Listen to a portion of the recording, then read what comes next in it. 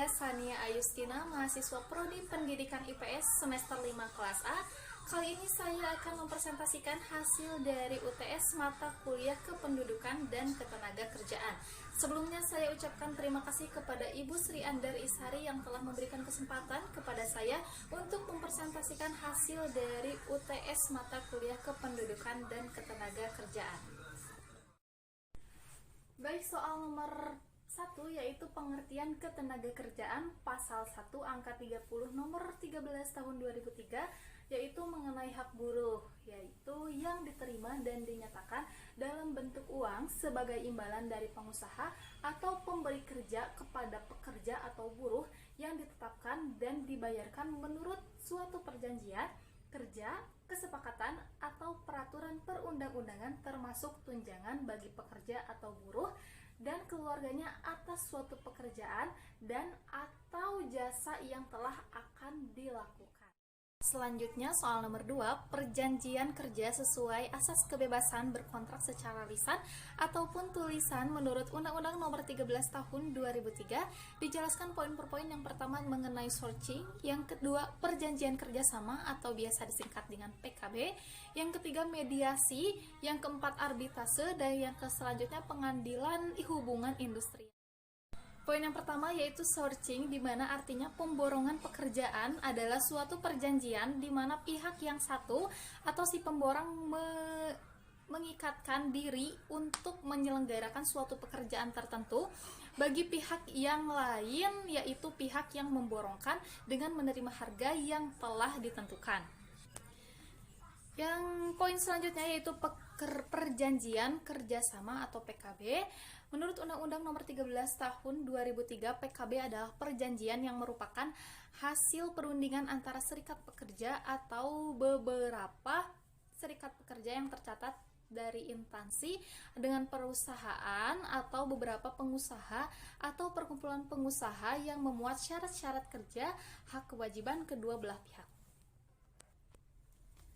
Selanjutnya yaitu mediasi atau pegawai perantara. Mediasi dalam penyelesaian hubungan industrial adalah penyelesaian perselisihan, hak perselisihan kepentingan, perselisihan pemutusan hubungan kerja, dan perselisihan antar serikat pekerja atau buruh hanya dalam satu perusahaan melalui musyawarah yang ditengahi oleh seorang atau lebih mediator yang netral.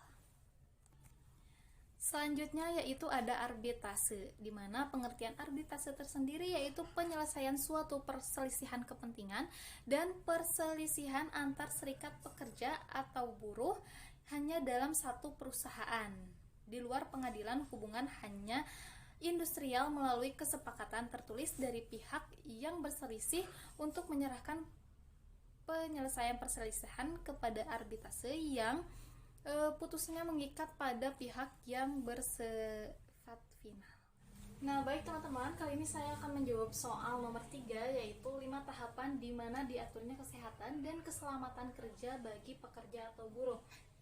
Yang pertama yaitu membentuk panitia pembina keselamatan dan kesehatan kerja atau bisa disingkat dengan P2K3 di setiap unit atau operasi. Yang kedua, adanya ahli keselamatan dan kesehatan umum yang bekerja sama dengan pihak-pihak terkait. Yang ketiga, mengadakan pelatihan mengenai keselamatan dan kesehatan kerja dasar dan lanjutan kepada seluruh karyawan. Yang keempat, mengadakan forum P2K3 tahunan atau sebuah forum yang diadakan dengan tujuan memfasilitasi proses koordinasi dan konsultasi antara P2K3 dalam meningkatkan kinerja. Yang terakhir, mengadakan workshop atau mengadakan pelatihan, mengundang narasumber dari Kementerian Lingkungan Hidup. Baik, selanjutnya soal nomor 4 yaitu jelaskan Undang-Undang Nomor 13 Tahun 2003. Nah, Undang-Undang Nomor 13 Tahun 2003 mengatur tentang ketenagakerjaan, di mana ketenagakerjaan yaitu pemberdayaan dan pendayagunaan tenaga kerja merupakan suatu kegiatan yang terpadu untuk dapat memberikan kesempatan kerja seluas-luasnya bagi tenaga kerja di seluruh Indonesia. Soal nomor 5, upaya bagaimana perundingan apabila gagal dan bagaimana bila perundingan tercapai atau dengan kata sepakat dan bagaimana solusinya.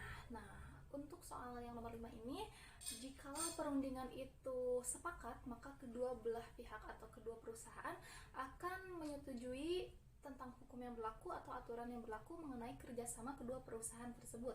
Jikalau memang kedua perusahaan tersebut tidak mencapai kata sepakat atau tidak setuju, maka dapat timbulnya permasalahan dan dapat diselesaikan dengan cara 1. Mediasi, 2. Konsoliasi, 3. Arbitrase, dan yang terakhir bisa ke pengadilan hubungan industrial. Selanjutnya soal nomor 6, yaitu sebutkan 3 tujuan ketenagakerjaan dalam hubungan antar tenaga kerja dari jumlah penduduk, pengangguran, dan kesempatan kerja.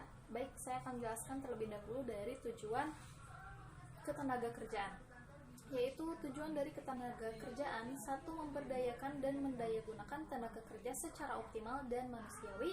Yang kedua, mewujudkan pemerataan kesempatan kerja dan penyediaan tenaga kerja.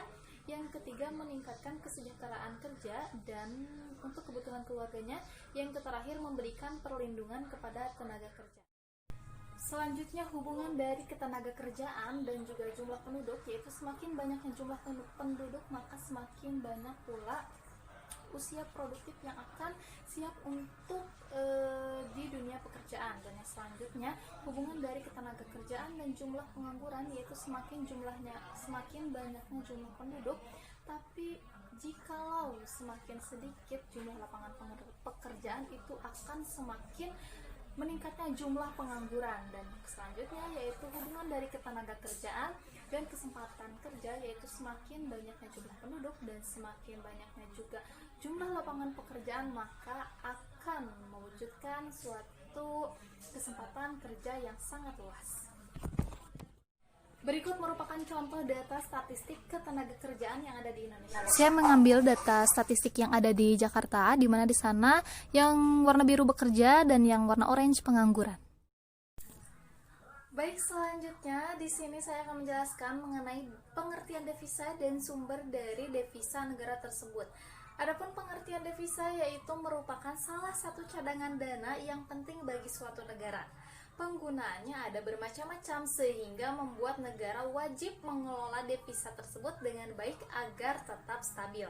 Berikut merupakan sumber penghasilan dari devisa. Yang pertama, kegiatan ekspor. Yang kedua itu perdagangan barang dan jasa. Yang ketiga, pinjaman luar negeri. Yang keempat, hibah. Dan yang kelima yaitu warga negara yang bekerja di luar negeri. Saya akan menjelaskan soal nomor 8, yaitu faktor penghambat dari investasi. Di sini saya akan menjelaskan 5 faktor penghambat dari investasi. Yang pertama yaitu undang-undang ketenagakerjaan yang bersifat kaku. Nah, jadi misalnya dari undang-undang ketenagakerjaan tersebut bersifat kaku dikarenakan aturan tentang memperkerjakan dan memecat yang dianggap memberatkan. Terus yang kedua, adanya bentang regulasi yang menjadi penghalang. Misalnya ada suatu perusahaan yang ingin mengimpor barang, tapi perusahaan tersebut harus memiliki surat dari Kementerian Perindustrian. Terus yang ketiga, adanya sejarah nasionalisme ekonomi. Dan yang keempat, adanya tarif pajak perusahaan Indonesia lebih tinggi 25% daripada rival regional dari Thailand dan juga Vietnam. Terus yang selanjutnya, yang terakhir, yaitu sektor manufaktur Indonesia terputus dari rantai pasokan global. Baik, selanjutnya soal nomor 9, yaitu 5 program jaminan sosial tenaga kerja. Yang pertama ada jaminan kesehatan, yang kedua jaminan kecelakaan kerja, yang ketiga jaminan hari tua, yang keempat jaminan pensiun, dan yang terakhir jaminan kematian. Baik, selanjutnya saya akan menjawab soal dari nomor 10, yaitu pasal Undang-Undang Ketenagakerjaan. Bahwasanya bunyi dari Undang-Undang nomor 13 tahun 2003 tentang ketenagakerjaan, yaitu bahwa tenaga kerja adalah setiap orang yang mampu melakukan pekerjaan guna menghasilkan barang atau jasa, baik untuk memenuhi kebutuhan sendiri maupun untuk masyarakat. Nah, teman-teman, alhamdulillahirrabbilalamin, Sania sudah menjawab 10 soal UTS mata kuliah kependudukan ketenagakerjaan. Sania ucapkan terima kasih kepada teman-teman semua yang telah menonton dan singgah di channel YouTube ini untuk menonton video jawaban UTS dari mata kuliah kependudukan dan ketenagakerjaan. Saya ucapkan terima kasih juga kepada ibu dosen saya, Ibu Sri Andarisari, yang telah memberikan kesempatan kepada saya untuk bisa menjawab dari UTS mata kuliah kependudukan dan ketenagakerjaan. Akhir kata saya ucapkan terima kasih dan mohon maaf atas segala kekurangan.